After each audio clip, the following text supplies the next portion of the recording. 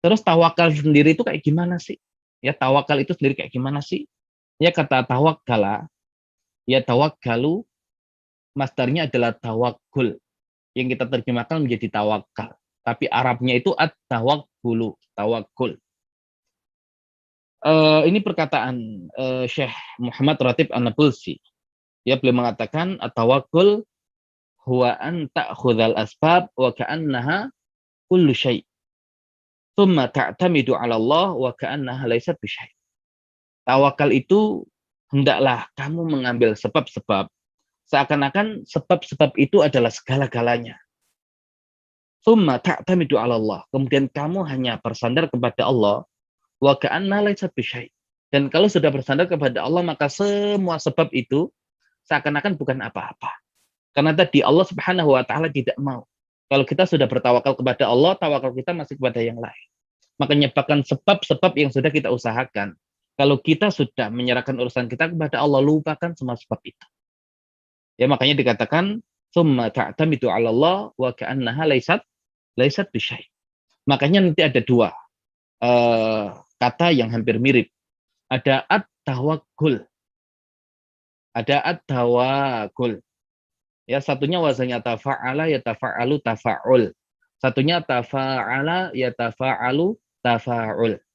Dan wazan tafa'ala ya tafa'alu tafa'ul mengandung unsur kepura-puraan.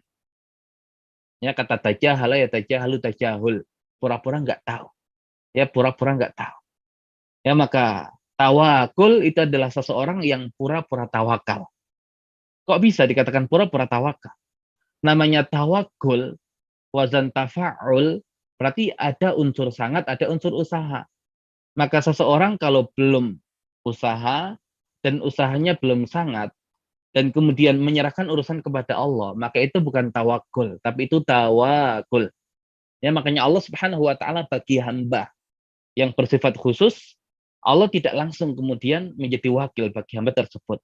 Hamba tersebut harus berusaha ya sekuat yang dia mampu untuk mengambil sebab-sebab agar Allah Subhanahu wa taala mau menjadikan dia sebagai orang yang diwakili oleh Allah.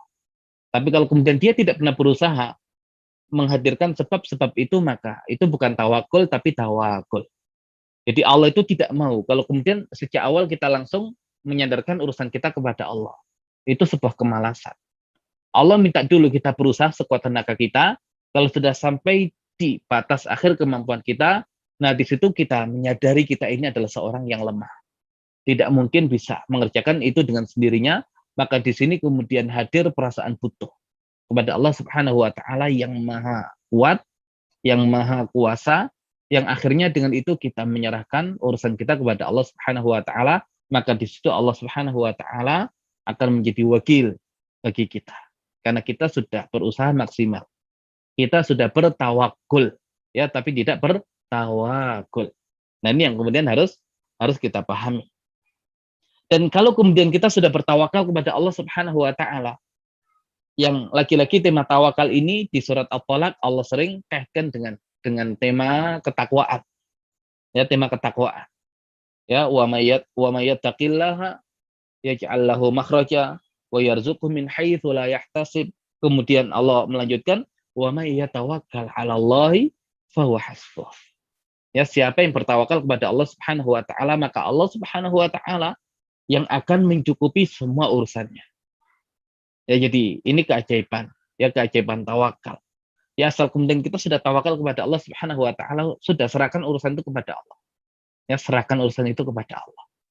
Bayangkan di perang Badar yang Allah Subhanahu wa taala menyebut perang Badar ini dengan Yaumal Furqan. Ya, hari pembeda. Bahkan Rasulullah Shallallahu alaihi wasallam ya sampai dalam doanya itu seandainya engkau tidak menangkan kelompok ini ya Allah, kelompok muslimin ini, maka engkau tidak akan pernah disembah selama-lamanya. Sampai demikian. Kenapa? Ya karena setiap musuh Islam sudah menunggu momen tersebut. Seandainya pasukan muslimin kalah di perang Badar, walaupun masih ada muslimin di Madinah, tapi seluruh orang kafir di Jazirah Arab siap untuk menghancurkan Madinah. Mereka menunggu momen kelemahan muslimin, termasuk orang-orang kafir yang nantinya menjadi munafik itu juga sama, menunggu kekalahan muslimin. Orang-orang Yahudi juga sama. Makanya kalau sampai muslimin kalah di perang Badar, selesai urusan. Ya, dan Allah seakan kemudian kata Rasul tidak akan disembah di muka bumi. Selesai, habis. Makanya Yaum Al-Badr ya menjadi Yaum Al-Furqan, ya hari pembeda. Yang bayangkan ketika muslimin dengan jumlah 313 atau 314, ada yang mengatakan 319, melawan 1.000 pasukan dengan persenjataan yang lengkap, sedangkan muslimin tidak siap.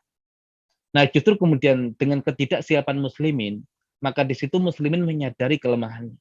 Dan kalau sudah menyadari kelemahannya, maka sandarannya adalah kepada Allah Subhanahu wa taala. Dan kalau sudah menyadarkan urusan kepada Allah Subhanahu wa taala, di situ Allah Subhanahu wa taala hadirkan keajaiban. Allah kirimkan malaikat-malaikat yang membantu muslimin. Ya, dan perang yang kemudian malaikat ikut berperang adalah perang Badar.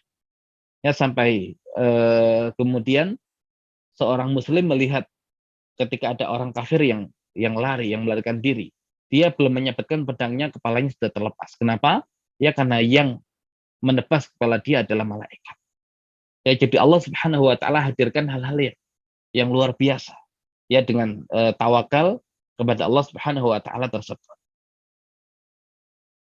Nah, makanya sebuah kisah yang kemudian kalau kita menggunakan logika manusia, ya sulit hal itu akan terjadi, sulit.